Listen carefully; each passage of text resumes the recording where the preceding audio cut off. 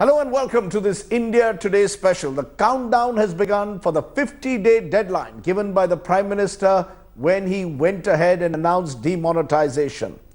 With a week to go, the big question is, has demonetization been a success, failure, or is the jury still out? Joining me now, Professor Bibek Debroy of the Niti Aayog, one of the government's economic thinkers. Appreciate your joining us. Professor Debroy, week to go. Success, failure, or is the jury still out on demonetization? Well, stated like that, I would say success, because success, failure, these are defined in terms of the criteria used to define it. And in the broader context, I would use the word success. It's interesting you're using the word in the broader context success, because most would believe that demonetization, the jury is still out. For example, the Prime Minister said that give me 50 days, which will end on December 30th. And there is every indication that at the end of 50 days, the cash crunch is not going to get over. So despite the impassioned plea of the Prime Minister in Goa, for example, on the 13th of November, saying, please give me 50 days and then hang me if I'm wrong, the fact is that the cash crunch is far from over. Well, let me address that in two parts. Firstly, I said the way you define success. Now, what happened on the 8th of November is part of a broader picture. And let's not forget that broader picture. And that broader picture is in terms of other measures that the government has already introduced and will be introducing. Now, so far as 8th November specifically is concerned, you're talking about the cash crunch. Now, cash crunch can mean two different things or three different things. First, the shortage of currency in banks. Secondly, the shortage of smaller denomination notes in banks. And thirdly is the ATM problem. To the best of my understanding, and much of this is anecdotal for you as well as for me, is the cash crunch in banks is easing. ATMs remain a problem. Professor Debroy, it's interesting you're making a distinction between banks and ATMs. Therefore, you are admitting that the problem in ATMs is going to be a long-term problem in a sense, or certainly a medium-term problem which will go well beyond December 30th. Yes, I am, and let me explain why I'm saying that. One tends to think that the ATMs are owned by banks, which to a large extent is true, but one also tends to think that the distribution from the bank branches to the ATMs is taken care of by the banks. That's largely not true. That's done by private companies. This is outsourced, and just at the moment I'm just talking about the distribution, the logistics of it. To the best of my knowledge, there are just 4 companies who do that. They have limited vans. They have a limited number of security guards. So there's a huge problem because no one had anticipated something on this larger scale. Which means the government had also not anticipated it, whether it was the recalibration that would be required of ATM machine because of the size of the 500 rupee note or the size of the 2000 note. All of this was not anticipated. No, the size issue, let's not get into the size issue. It is an important issue because that led to the recalibration. I spoke to one of the security agencies and they said that was one of their main problems.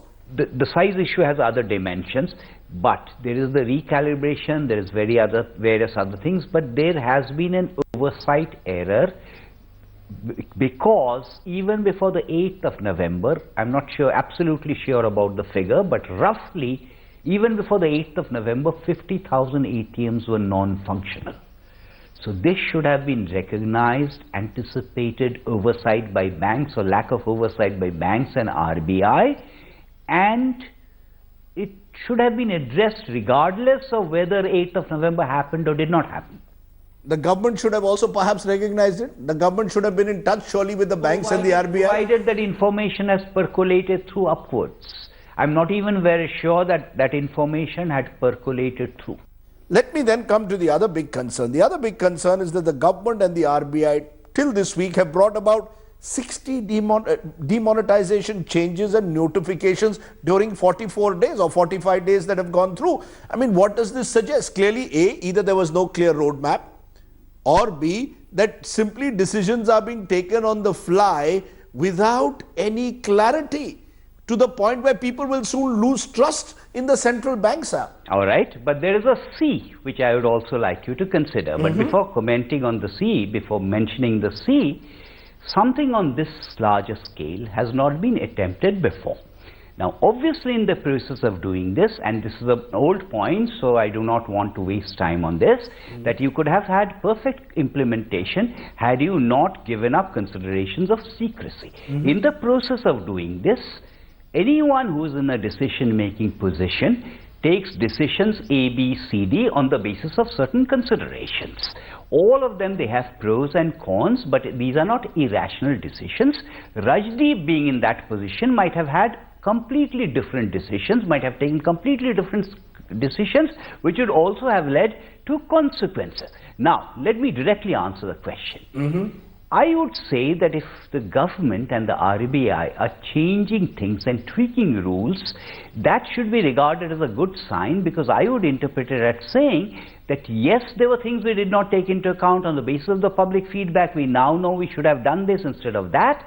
So we are malleable and adaptable. These are flip-flops. What you call malleable, adaptable, flexible, others are calling flip-flops. These are, I mean, one day the RBI says and the finance ministry says that when you withdraw or when you deposit more than 5,000 rupee notes, you will be subject to a question clause. Then they realize that's a bad idea and then withdraw that. I mean, this is clearly at some level causing concern, causing again a feeling of a lack of trust in what the RBI and the finance ministry are doing. I'm not going to speak on behalf of the RBI, because that is best left to the RBI. All I'm making is more of a conceptual point, which is that if you make an error in judgment, which is quite understandable, because as I said, something like this has not been attempted in the past. For example, there was a clear miscalculation on the degree to which the exchange route would be misused.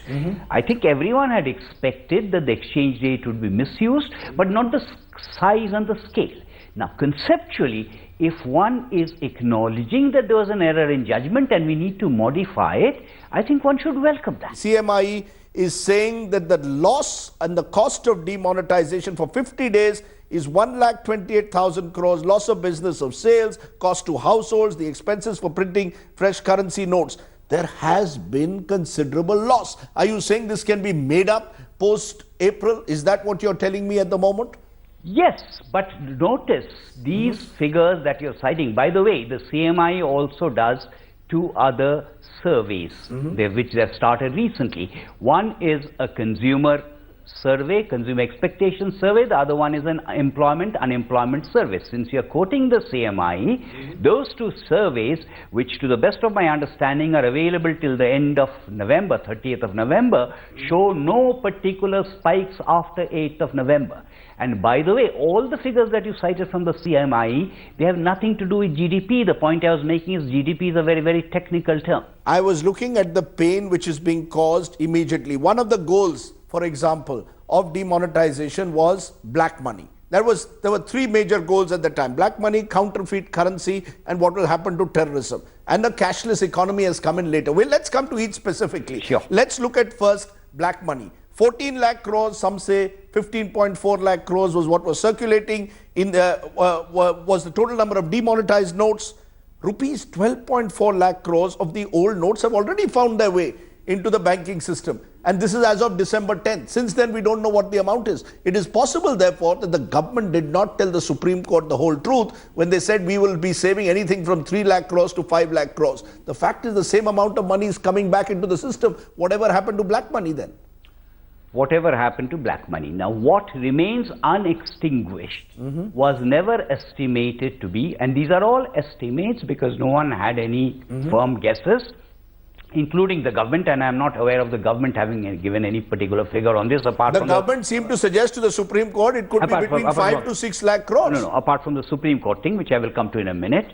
But before that, no one had expected the number of unextinguished notes to be more than about 10% of whatever was the base. 16 lakhs, 14 lakhs, doesn't really matter. No one had expected to be more than 10%. Where it is being misinterpreted is in the suggestion that what has come into the banking system, black, has been legitimized in any fashion. It has not, because of several reasons. Reason number one is that has already come into, all that has happened is come into the banking system. It still has to pay the relevant penalties and taxes. So the black that comes in at a cost. Even if the black has come in through laundering, which means that instead of 1,000 rupees, I've ended up paying 350 rupees, I've ended up getting 350 rupees, that's also a loss that I've suffered. So just because it's come into the system, that does not mean that the black has been legitimized. It is subject to further scrutiny.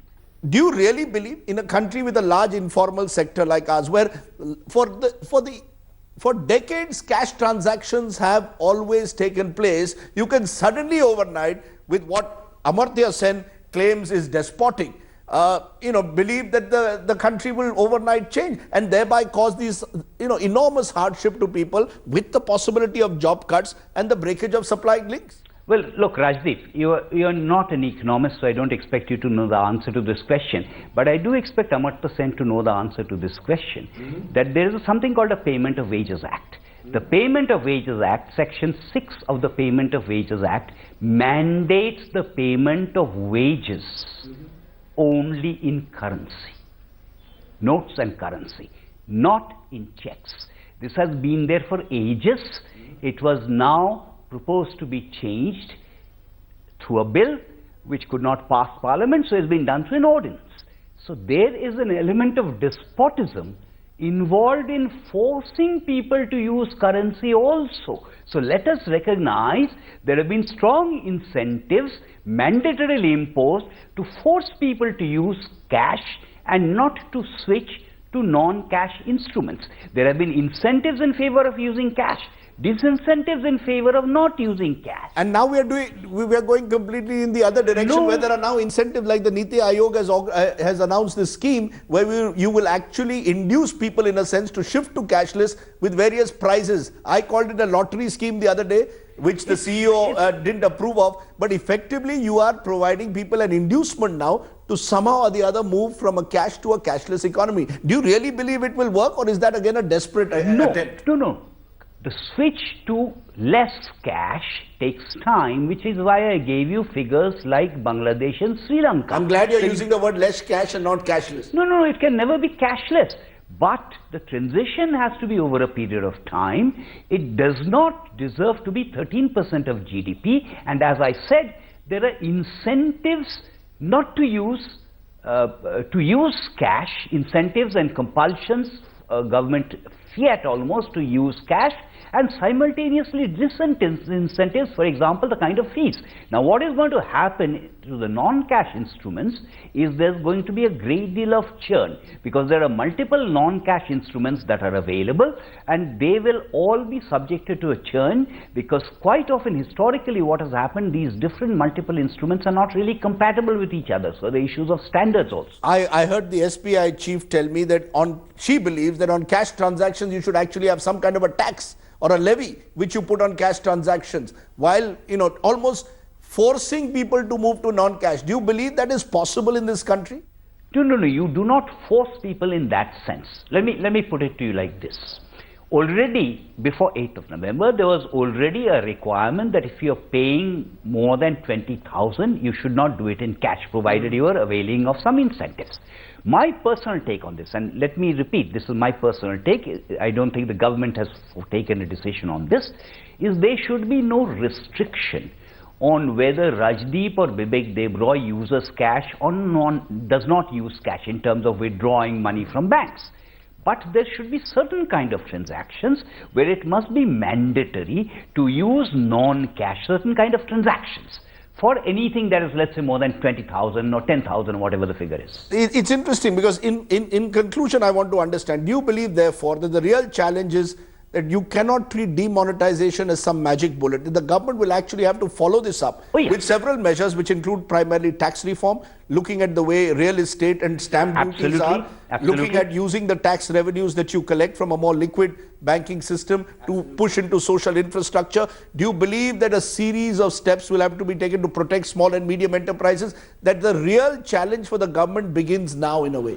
Oh yes, absolutely. I don't believe that these things should be done. I believe these things will actually be done. Like what? Well, Like tax reforms, do you expect now major tax reforms to take place? Do you believe there should be a 25% flat rate as some are advocating for income tax? Look, the 25% flat rate is more or less pre-announced. What has not been announced is the timeline. So obviously we have to wait till the 1st of February for that timeline to be announced. And the reduction in that peak rate, in that same sentence, the finance minister also talked about a phasing out of exemptions. So the two are linked. What you did not mention in the list, and I'd like to add that to the list, is there is also a lot of cleaning up to be done in the way capital market transactions happen, stock market transactions happen, and also not jewelry but the gold markets. So real estate, gold markets, capital markets, you believe there will have to be various reforms that take place in the build-up to budget 2017? Absolutely. And the last sentence along those lines is the result of what happened on the 8th and what will happen subsequently and before the 8th. One is also talking about a greater degree of formalization and organization, organized systems, not by compulsion but naturally. Similarly on GST, goods and service tax, something which was held up almost as the biggest tax reform that has taken place in the last 2 decades. Do you really believe that GST will now meet its 1st April deadline given the positions political parties are taking, and will that be an additional burden then on the government? I still do not think that we have completely lost the 1st April 2017 deadline. I still think it's doable because the budget session may turn out to be more productive. But I'm prepared to accept that instead of 1st of April, it might become a little bit later. It might become something like September 2017. The GST is important, but let's also recognize the GST is the beginning of a process. So what happens on the 1st of April or 1st of September is only the beginning of a process. The rollout of GST takes time. Also in the process, I want to quickly add that it extends the tax base. It extends the tax base in terms of the chain that is covered. In conclusion, several economists remain divided, but a lot of global economists seem to believe that demonetization was simply the wrong step at the wrong time. Do you believe, in conclusion, that the pain, the hardship, the inconvenience, call it what you will, has really been worth it? To that extent, is the jury still out, much as the economists are divided amongst themselves? Well, I can quote someone who belongs to my fraternity who said that economists, policy economists by nature, are risk averse. So they oppose anything that is structural in nature, and ex ante oppose it and ex post justify it. But having said that, I don't think what has been attempted should be measured purely in narrow economic terms. The gains are, I'm not saying they're only political, but they transcend narrow cost-benefit economic calculations. Well, we'll leave it there, Professor Debroy. Obviously, the economists perhaps don't have to stand in bank queues like the Aam Aadmi has to. So come the 31st of December or the 1st of January, we'll see whether the new year brings good cheer or not. Professor Debroy, thank you very much for joining me. After the break, we'll be going to a round table of economists as we continue with our report card on demonetization.